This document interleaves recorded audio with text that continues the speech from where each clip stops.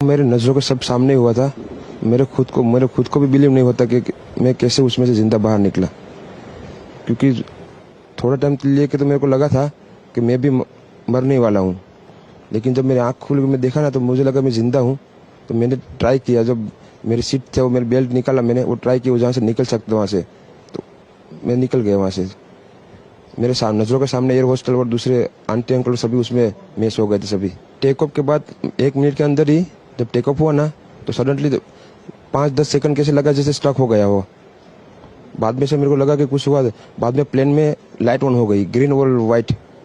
बाद में वो पता नहीं वो प्लेन टेक ऑफ ज्यादा करने के लिए वो रेस जो बोलते हैं क्या, रेस दिया होगा ऐसा कुछ, और सीधा स्पीड में ही घुस गया जहाँ वो क्योंकि आई थिंक मेरे को जब मैं जो साइड पे था ना वो साइड हॉस्टल पे नहीं लैंड हुई थी।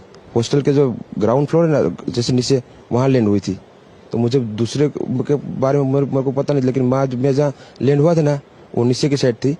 तो जहाँ वहाँ थोड़ा पेस भी था प्लेन के जब बाहर।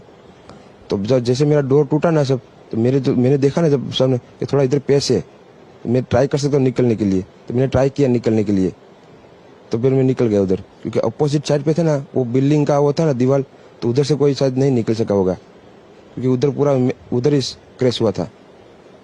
मैं जो जहाँ था वहाँ ही थोड़ा पेस था। फिर भी मेरे पता नहीं मैं कैसे बचा हूँ, क्योंकि मेरे नज़र के सामने ही सब 2 एयर होस्टल वो अंकल आंटी सब उधर ही सब। और थोड़ा जब आग लगी ना मेरा लेफ्ट हैंड भी जल गया थोड़ा। फिर एम्बुलेंस मेरे को उठा लेके इधर आया हॉस्पिटल में।